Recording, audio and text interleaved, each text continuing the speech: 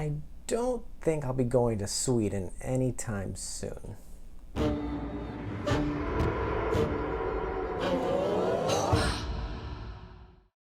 What's up, guys? Thank you for coming back to my newest review for probably the most disturbing film of 2019, Midsommar. Got a bunch of thoughts for you guys on this film. Before I do, tell me in the comments below if you plan on seeing this movie. If you have seen it, what are your thoughts below? I bet everyone has all kinds of things going on in their head after seeing this movie. Just tell me what you thought about it, and don't forget, consider clicking on that subscribe button and that bell in order to hear any more notifications from me for your future enjoyment. Midsommar is a folk horror film written and directed by Ari Aster and starring Florence Pugh, Jack Rayner, William Jackson Harper, and Will Poulter. It follows a group of friends who travel to Sweden for a festival that only occurs every 90 years, only to find themselves directly in the hands of a pagan cult. Now, I can almost guarantee this, I could be wrong, but if you review film, whether it be in writing or on YouTube, you probably needed a good amount of time to really process this movie. This is probably the most unnerving, uncomfortable time I had in the theaters within this 2-hour and 20-minute movie. I've never seen anything like it, and it's only so many words at this moment of what I can say because it's still processing with me. It's been only a few hours since I saw this movie, and I'm just so dumbfounded in a way of everything that I witnessed. But before I get started, I want to talk with anyone here that's a parent. Do not let any kids see this movie. It's a film that I'm surprised. It's R-rated, but I think it should have been NC-17, and not just because of the violence and the language, but the amount of nudity and sexual content and just disturbing imagery in this film just took me by surprise. I knew we would see something, but not at this level. So I don't advise bringing kids in this film, and I already heard from other YouTubers that they saw kids in their theater, and that just completely scared me alone just hearing about that. No child should be witnessing this type of film. But anyways, we'll get this started. Now, with the cast, more or less unknowns for the most part. Our lead is Florence Pugh, and she was also in Fighting With My Family, a film I didn't get a chance to see, so I really wasn't familiar with her acting abilities. Now, if you've seen my Us review, I've always mentioned Lupita Nyong'o, and I said she deserves a nomination for Best Actress. Well, she may have some competition now with Florence Pugh. She brought a sense of realism that it's almost seemed natural that that's how a person would act in the situation. And she's playing a character who already dealt with tragedy, and you see that at the beginning of the film. This is promising for her career, and what a way to start a career in this type of movie. But I see Oscar predictions for her for Best Actress. I see her competing with Lupita Nyong'o for Best Actress. And you know, what a surprise, they're both horror films. And it's not every day you hear people saying their performance in this horror film was so good that they deserve an Oscar nomination. But really, these two women both deserve nominations, and she led the cast in such a great way that she outshined everyone else. And this cast, there's so many talented people in this film, but she was really the one that stood out amongst all of them. Aside from her, the rest of the cast was good. I did like Jack Rayner as the boyfriend, Danny's boyfriend, and he brought a sense of realism to the point where I would be able to relate to him, how he reacted. I would probably react the same way. And he presented himself as that boyfriend that wanted to be supportive, but at the same time he wanted to end the relationship with Danny. And that's one of the themes in the movie, about how relationships deteriorate and how it comes to that point. And that's pretty much the conflict between the two leads. And there is another actor, which I will mention later on, but that's in the part I don't like. The production design was amazing. I'm a big fan of cinematography. That's one of the things I look at first when I'm watching a movie.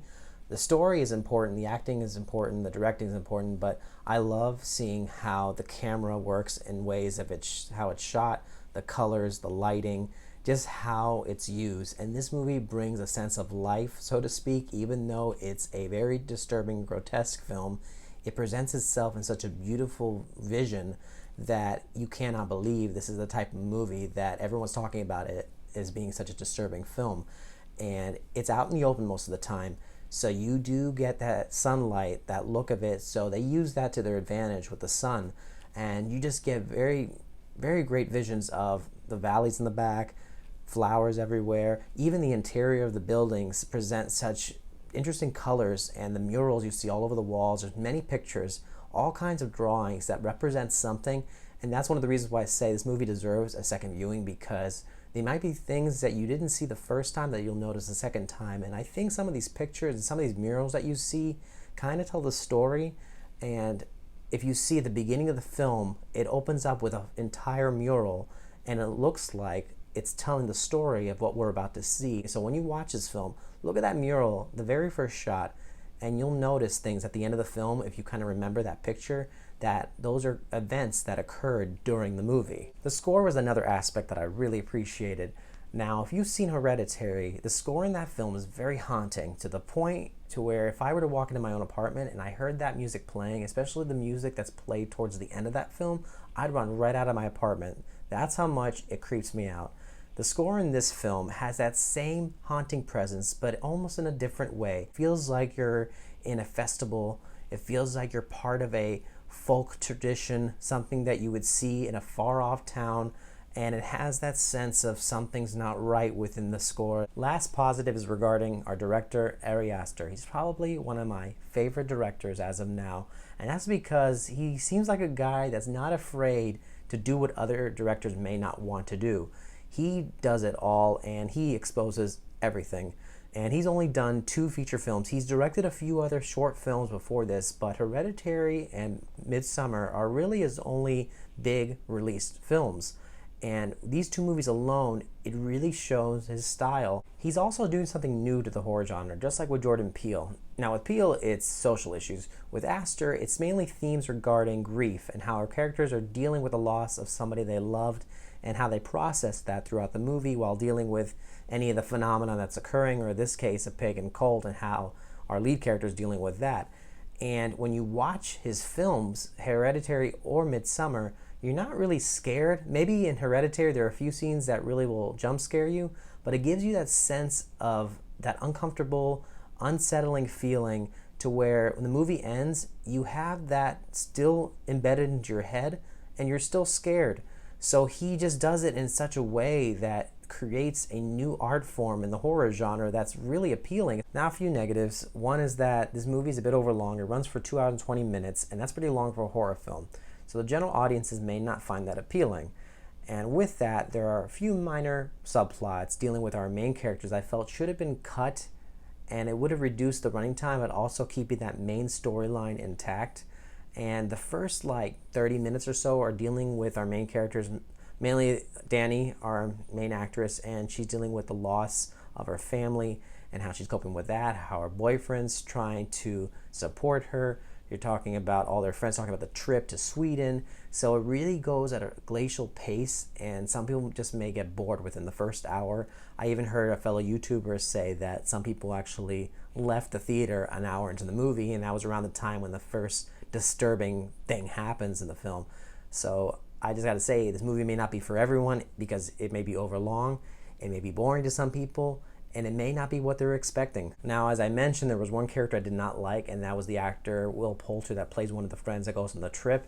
The actor's good. The character he plays is annoying, and I felt it was kind of unnecessary because he's supposed to be maybe the comic relief, you can say, and he has these little cracks that he says throughout the movie, and I just thought it wasn't necessary at all, and it kind of brought me out of that illusion of how real this movie felt, because here I am watching this movie in the theater, and I see them going into this town where this festival is taking place, and I feel uncomfortable. I don't want to be there, but I'm watching it from the theater. That's how real it felt to me. But then he opens his mouth and says these stupid jokes, and it kind of brought me out of that illusion. So when I compare it to Hereditary, when I watched that movie, there were no characters like that, and it really kept me intact to that type of world. So I felt more of an impact on what I was feeling towards the end of that movie compared to this one. Even though I was just disturbed, it would have been better if he just did not have all these jokes to kind of take me out of that illusion. Now, with all that being said, I know I said a lot. This is a movie that needs to be watched more than once to really take it in. I want to see this movie again, maybe not in theaters, but I do want to watch it again. And I can see a divide between both audience members and critics. Critics are going to like it more than the audience members. I'm pretty sure of it.